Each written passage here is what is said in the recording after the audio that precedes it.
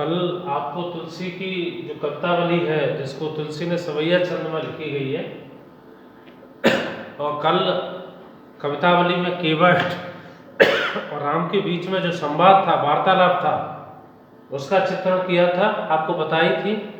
और केवट ये चाहता है, केवट ये कहना चाहता है अपने आराध्य श्री राम से कि प्रभु, हे नाथ, हे आराध्य, हे ईश्वर, हे भगवान, मैं जब तक आपके पैर नहीं धोऊंगा तब तक आप पर मैं नाव सवार नहीं होने दूंगा। आगे राम लक्ष्मण और सीता के साथ वन के लिए जा रहे हैं। सीता एक राजा की बेटी थी, एक राजा की पत्नी थी और एक राजा की पुत्र वधू थी जो कभी महलों से बाहर नहीं निकली थी। लेकिन कैकेयी के जो दो वर मांगे जाने के कारण राम के साथ भारतीय संस्कृति में या हिंदू धर्म में स्त्री के जो पति का जो महत्व होता है, ईश्वर के बाद, भगवान के बाद अगर किसी का नाम या जगह आती है तो वो पति की आती है। राम के माता पिता ने सीता को बहुत समझाने की कोशिश की, लेकिन सीता ने बिल्कुल मना कर दिया कि जब मेरा पति होंगे, प्राणनाथ होंगे, वहीं उनके साथ साथ मैं वन के लिए जाऊंगी। जैसे ही सीता घर यानी अयोध्या से नंगे पैर, आपने देखा होगा, रामायण जब देखी होगी कि कैकेयी जो राजसी वस्त्र थे युवराजों के, उनको उतरवा लेती है, बलकल पीले वस्त्र या केसुए रंग के या भगवा रंग के वस्त्रों को वो पहन के जंगल के लिए जा रहे हैं। पैरों में जो चप्पलें नहीं है, नंगे पैर है। तो नंगे वन को जाते हुए, अयोध्या से निकलते ही 2-4 कदम रखते हुए सीता जी को नंगे पैर चलने के कारण, पैरों में पत्थर और कांटे चुभने के कारण जो उनकी स्थिति हो गई है, उनकी जो मानसिक स्थिति है, उसका यहाँ तुलसीदास ने चित्रण किया है। और तुलसीदास कहते हैं, पुरते निकसी रघुबीर बधु धर धीर दये मग में डग द्वय। तुलसीदास कहते हैं, पुर अयोध्या से रघुवीर की पत्नी यानी जगत जननी सीता अयोध्या से नंगे पैर वन के लिए राम के साथ जा रही हैं। और 2-4 कदम अयोध्या से बाहर निकलते ही धर धीर दये मग में डग, जैसे ही 2-4 कदम वो नंगे पैर चलती हैं। किसकी पत्नी है? श्री राम की, रघुवीर की। और इक्ष्वाकु वंश में पैदा हुए श्री राम की पत्नी जैसे ही अयोध्या से नंगे पैर 2-4 कदम आगे बढ़ती है, 2-4 कदम पैदल जंगल की ओर जा रही है। झलकी भर भाल कनी जल की, नंगे पैर चलने के कारण गर्मी में पसीने की बूंदें उनके माथे पर, उनके शरीर पर झलक आई है। या नंगे पैर गर्मी में पैदल चलने के कारण जो पसीना है वो उनके पूरे शरीर पर चमक रहा है। झलकी भर भाल कनी जल की, जलबिस पसीने की बूंदें उनके शरीर पर निकल आई है, चमक रही है। या नंगे पैर चलने के कारण पसीने से वो तरबतर हो चुकी हैं, पुट सूख गए।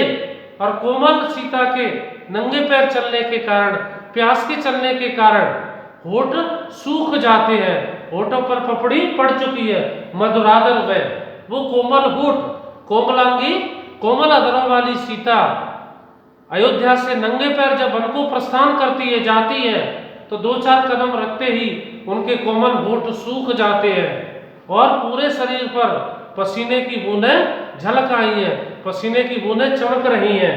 फिर पूछत है चलनो अब केतिक, और प्राणनाथ तीनों लोगों के आराध्य भगवान श्री राम से सीता जी पूछती हैं, अब चलना और केतक, अर्थात अब और कितना चलना पड़ेगा। फिर पूछत है, फिर पूछती हैं। अभी सीता जी 2-4 कदम ही आगे बढ़ी हैं कि पसीने में नंगे पैर चलने के कारण, प्यास के कारण होठ सूख चुके हैं, कोमल होठ सूख चुके हैं, पूरे शरीर पर पसीना निकल आया है, पसीने से तरबतर हो गई है। फिर बूझत है, फिर वो भगवान श्री राम से पूछती हैं, चलना अब केतिक, और कितना पैदल चलना पड़ेगा। पर्णकुटी करहो कित है, पर्णकुटी आपने देखा होगा, पंचवटी जहाँ राम और लक्ष्मण सीता अपने 14 वर्ष का समय बिताया था, तो राम और सीता अंदर विश्राम करते थे। लक्ष्मण उस पर्णकुटी, पंचवटी यानी उसका शुद्ध नाम है पर्णकुटी, पेड़ पत्ते टहनियों को काट करके जिस कुटी का निर्माण किया गया था वो पर्णकुटी थी।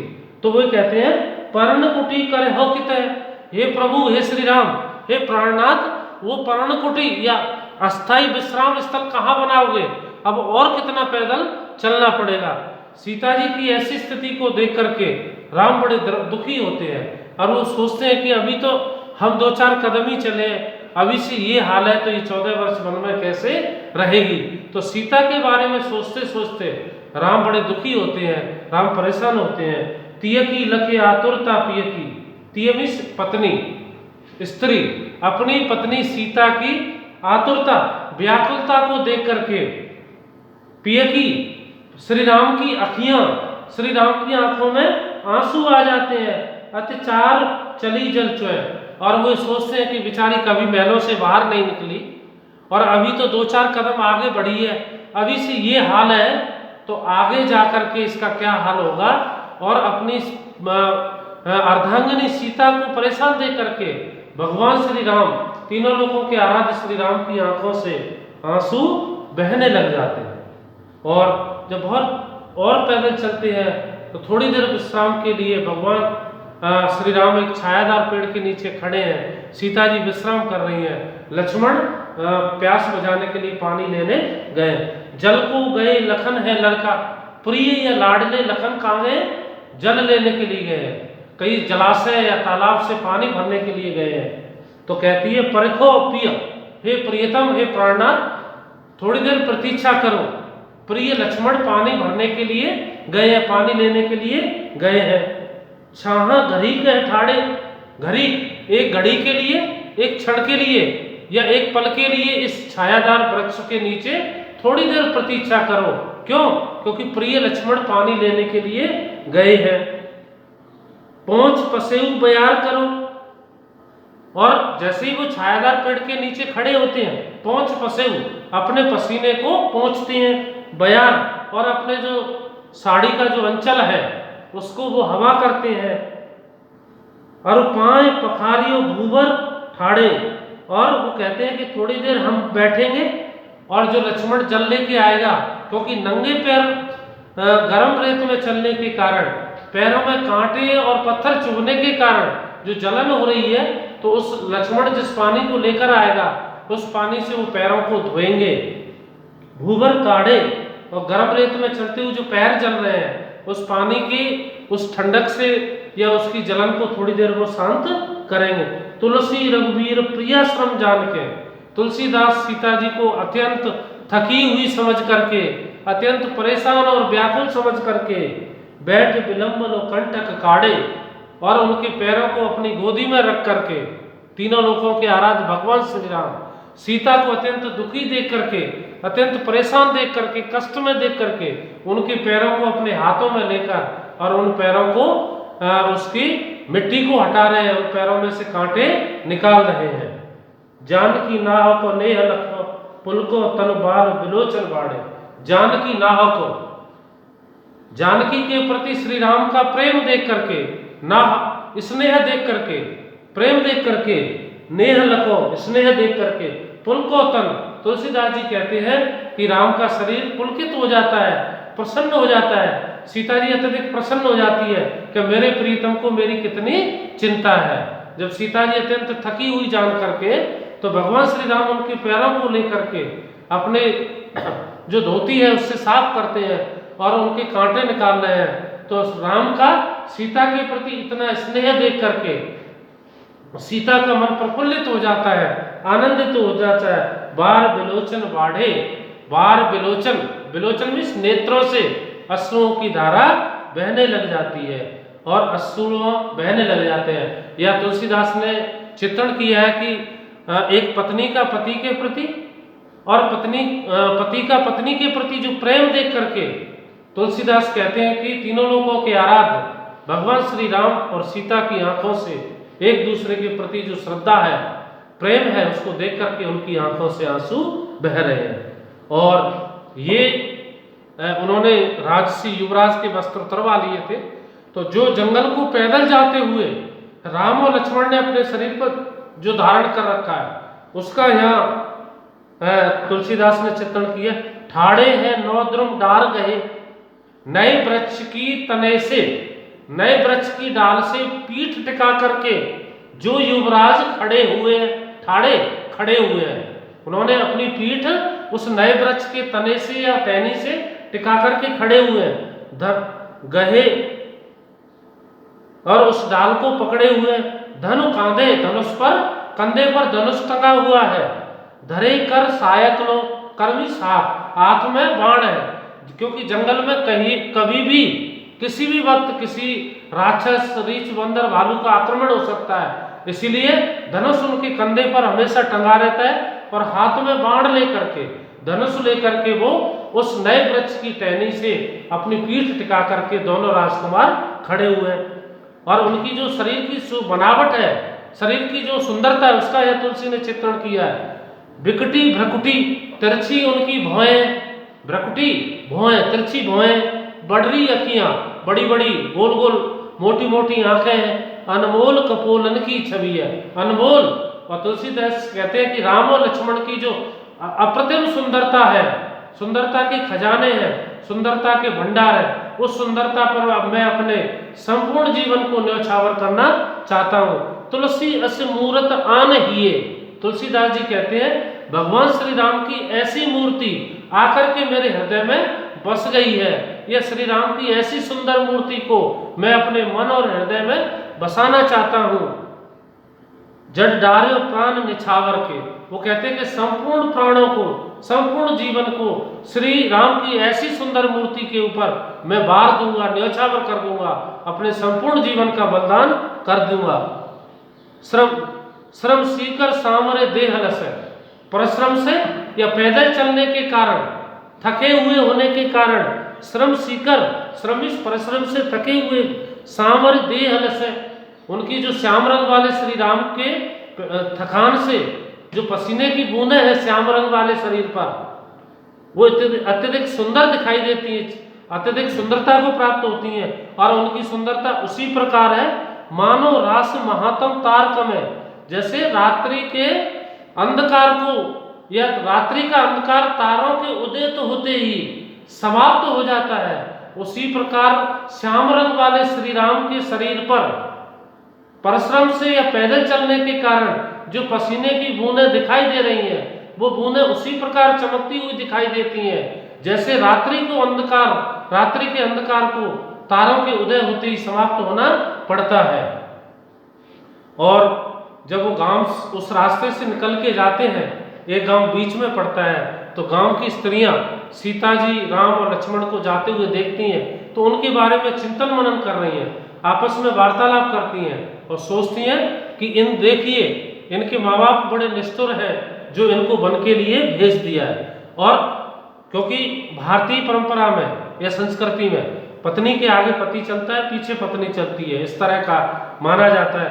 तो आगे भगवान श्री राम है जो श्याम रंग के हैं, सांवले रंग के हैं, बीच में एक स्त्री चल रही है जो गोरी है, गोरे रंग वाली है, पीछे एक राजकुमार है लक्ष्मण, वो भी सुंदर है। तो उन दोनों का, तीनों का वन को जाते हुए जो चित्रण है उसका यह सूरदास ने चित्रण किया है, सॉरी तुलसीदास ने। बनता बनी श्यामल गौर के बीच, बनता मीन्स स्त्री, एक सुंदर युवती, बनता मीन्स युवती स्त्री, सुंदर, सुंदर क्यों है कि श्यामल आगे जो चल रहा है श्याम रंग वाला है, गौर पीछे चल रहा है गोरे रंग वाला है, उन दोनों के बीच में सुंदर युवती, सुंदर स्त्री जा रही है। बिलोकहुरी सखी, गांव की एक महिला अपनी सखियों से कहती है कि हे सखी, अरे सुनो, देखो गोरे रंग वाले और सांवले रंग वाले के बीच में जो स्त्री जा रही है कितनी सुंदर है, कितनी सीधी है, कितनी भोली है, मोहसी है, उसने मेरे मन को मोह लिया है, मेरे मन को अपनी सुंदरता पर आकर्षित कर लिया है। या श्याम रंग और गोरे रंग के बीच में जो युवती जा रही है, अप्रतिम सुंदरता की भंडार जो सुंदर युवती जा रही है, उसकी सुंदर छवि ने मेरे मन को आकर्षित कर लिया, मोह लिया है। मग जोगन कोमल क्यों चलिए, तो वो कहते हैं कि जो योग का रास्ता है, नंगे पैर जा रहे हैं, साधुओं का वेश धारण कर रहे हैं, ये रास्ता या ये योग इनके लिए नहीं है, कोमल क्यों चलिए, ये तो कोमलांगी है, कोमल शरीर वाली है, सुंदर राजकुमार है, उनके बीच में नंगे पैर चल रही है। अर्थात ये पैदल किस लिए या किस प्रयोजन से या किस कारण से जा रहे हैं। सकुचात मही पद पंकज छुए, और धरती भी अपने आप को बड़ी संकुचित हीन भावना से देख रही है कि तीनों लोगों के आराध्य भगवान श्री राम, जगत जननी सीता नंगे पैर उसके ऊपर से पैदल जा रहे हैं। पृथ्वी भी अपने आप को छोटा और संकुचित महसूस करती है। तुलसी सुन ग्राम बधू विद की, तुलसीदास जी कहते हैं कि उन तीनों को पैदल जाते हुए देख करके गांव की स्त्रियां, गांव की बहुएं क्रोधित होती हैं, गुस्सा करती हैं। पुलकी तन, लेकिन एक बार तो कहती हैं कि ये पैदल जाने का रास्ता इनके लिए नहीं है, ये तो कोमल शरीर के हैं, ये पैदल नहीं चल सकते, इन्होंने योग का धारण क्यों किया हुआ है। पुलकी तन, लेकिन उन दोनों के बीच में सीता को जाते हुए देखकर उनका मन, शरीर प्रफुल्लित हो जाता है, आनंदित हो जाता है। और लोचन जो है, लेकिन उनको पैदल जाते हुए देखकर उनकी आंखें उनके प्रति सहानुभूति उमड़ पड़ती है, और उनके प्रति के किस प्रकार कोमल शरीर वाली कोमलांगी सीता नंगे पैर वन में जा पाएगी, उनके बारे में सोच सोच कर गाँव की जो स्त्रियां हैं, गांव की जो बधुएं हैं, उनकी आंखों में आंसू आ जाते हैं। और आगे कहती हैं सब भांति मनोहर मोहन रूप, और वो कहती है ये तो साधारण बालक नहीं है, ये तो किसी राजा के युवराज लगते हैं, सुंदर है, मनोहर, मन को आकर्षित करने वाले हैं, अनूप है और अनुपम है, सुंदर है, अप्रतिम है। भूप के बालक तो है, ऐसे लगता है जैसे कोई ये साधारण बालक नहीं है, ये तो किसी राजा के राजकुमार लगते हैं। क्यों? क्योंकि उनकी जो चलने की जो गति है, शारीरिक जो उनकी गठन है, उनके जो शरीर का जो विकास है, शारीरिक सुंदरता है, उसको देखकर गांव की स्त्रियां कहती हैं कि ये कोई साधारण लोग नहीं है, ये तो अच्छे लोग, उच्च कुल वाले या किसी राजा के युवराज दिखाई देते हैं।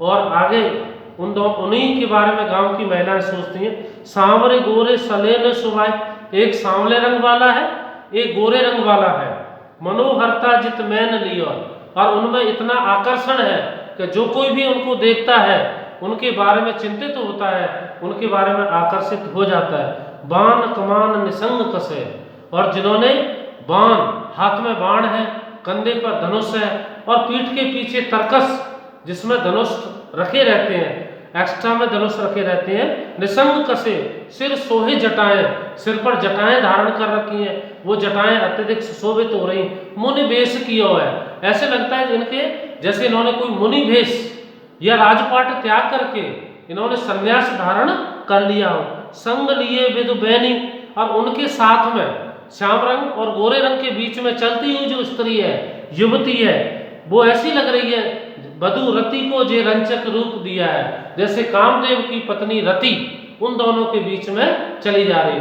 महिलाओं में, देवताओं में, स्त्रियों में सबसे ज्यादा सुंदर कामदेव की पत्नी रति को माना जाता है। तो श्याम रंग वाले श्री राम, गोरे रंग वाले लक्ष्मण के बीच में चलती हुई सीता जी ऐसी लग रही है, ऐसी दिखाई दे रही है मानो साक्षात कामदेव की पत्नी रति उनके साथ पैदल जा रही हो। संग लिए विदु बैनी बधु रति को झेरंचक, और साक्षात रति का वेश धारण करके वो सीता जी राम और लक्ष्मण के बीच में नंगे पैर वन को प्रस्थान कर रही है।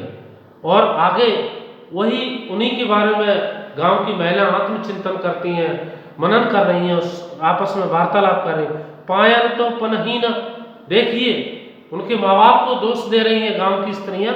पायन तो पनहीन, पैरों में इनकी जूतियां नहीं है, चप्पल नहीं है, पयोधई क्यों चलिए, ये पैदल क्यों जा रहे हैं। सकुचात ही है, वो कहती है मेरा तो मन बड़ा दुखी होता है, इतने सुंदर राजकुमार पैदल चलने के योग्य नहीं है। अर्थात ये पैदल किस कारण से, किस प्रयोजन से जा रहे हैं। रानी में जानी अजानी माँ, वो ये कहती है कि इनकी जो रानी है, माता है, वो बड़ी अज्ञानी है। और ऐसे अज्ञानी क्यों कहती हैं गांव की स्त्रियां, कि ऐसे सुंदर राजकुमारों को उन्होंने वन के लिए भेज दिया, इसीलिए उस रानी को वो अज्ञानी और मूर्ख कहती हैं। पविपाहन हूते कठोर किया, उसने अपने हृदय को कठोर बना लिया, पत्थर का बना लिया है, इसीलिए इतने सुंदर राजकुमारों को घर से या राज्य से बाहर कर दिया है। राजो काज अकाज न जाने, और जो इनका पिता है जो उस देश का राजा है वो भी मुझे लगता है राजकार्य के नियमों को नहीं जानता है।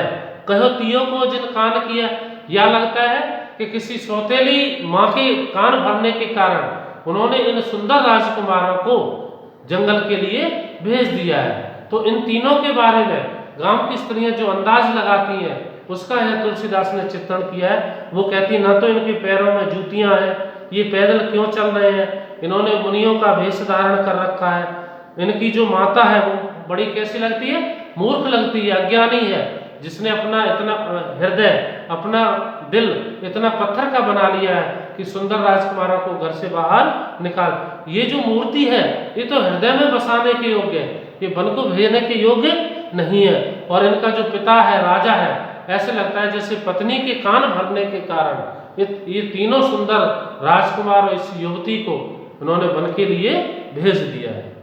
और तो आगे वो कहती है आंखें में सखी, गांव की स्त्री कहती हे सखी ये वन के लिए नहीं है, ये तो आंखों में बसाने के लिए है। राखे वो जो नंगे पैर चले जा रहे हैं या जो योग को धारण किया हुआ ये योग इनके लिए नहीं है, इन्हें किनके वनवास दिया है, अर्थात इन्हें किस कारण से वनवास दिया गया है या इनकी क्या गलती है जो सुंदर राजकुमारों को और इस युवती को इनके अज्ञानी माँ बाप ने वन के लिए भेज दिया है। आगे और शीश जटा और बाहु विशाल, वही गांव की स्त्रियां वार्तालाप करते हुए, सिर पर लंबी जटाएं हैं और बाहु विशाल, चौड़ा हृदय है, चौड़ी छाती है, सीना बहुत चौड़ा है, बिलोचन लाल, उनके बड़े बड़े नेत्र हैं, लाल हैं, तिरछी सी भौएं और तिरछी उनकी भ्रकुटी है, भौएं हैं, तून सरासन बाण धरे, तरकस और बाण को धारण किए हुए हैं, तुलसी वन मार्ग में सुट सोए। तुलसीदास जी कहते हैं कि ऐसे वन को जाते हुए राम और लक्ष्मण अत्यधिक सुंदर प्राप्त हो रहे हैं, सुंदरता को दिखाई देते हैं, मेरे मन को अत्यधिक प्रिय लगते हैं, या राम और लक्ष्मण की ऐसी सुंदर छवि को मैं अपने हृदय और मन में बसाना चाहता हूँ। सादर बारी बार सुभाए, और वो कहते हैं उनका जो स्वभाव है बार बार राम का आगे चलने वाले, श्याम रंग वाले, अर्थात राम का पीछे मुड़कर देखना। तो गांव की महिला इतनी चतुर है, इतनी चालाक है कि वो अंदाजा लगा चुकी है कि आगे जाने वाला इस युवती का पति है, बीच में आगे वाले की पत्नी है और पीछे उसका देवर है। सादर बारी बार सुभाए, और उनका बार बार देखना पीछे की तरफ, यही व्यवहार चिते तुम तो हमरो मन मोहे। गांव की स्त्रियां कहती हैं कि तुमने हमारे चित्त को, हमारे मन को, हमारे जीवों को आकर्षित कर लिया है, मोह लिया है। पूछत ग्राम बधू सियसो, गांव की स्त्रियां सीता जी से पूछती हैं कहो सांवरे से, हे सखी, उसको बहन का नाता रखती है, हे बहन ये बताओ जो साम रंग वाले हैं, जो बार बार मुड़कर आपकी तरफ देख रहे हैं, सखी रावरे को है, सखी हे सखी, हे बहन जो आगे चल रहे हैं और बार बार मुड़कर तेरी तरफ देखते हैं, वो आपके क्या लगते हैं। तो अब तो पत्नियां अपने पति का नाम ले लेती हैं, लेकिन पहले नहीं लेती थी। तो सीता जी भी गांव की स्त्रियों को इशारों में देती है, इशारे करती है, और वो कहते तिरछे कर नैन दे सैन तिन्ह, अपने नेत्रों को तिरछे करके सीता जी गांव की स्त्रियों को जवाब देती है, तिन्हें समझाए कछु मुस्काए चली, और समझाते हुए इशारों में समझाकर आगे बढ़ जाती है। अर्थात वो सीता जी कहती हैं गांव की स्त्रियों से कि हे सखियों ये मेरे वो हैं, वो अर्थात पति हैं, प्राणनाथ हैं। ये तुलसी के द्वारा रचित कवितावली की प्रमुख व्याख्या है। कल आपको आगे का जो पाठ है जायसी, मलिक मोहम्मद जायसी का पाठ शुरू करेंगे। बहुत बहुत धन्यवाद।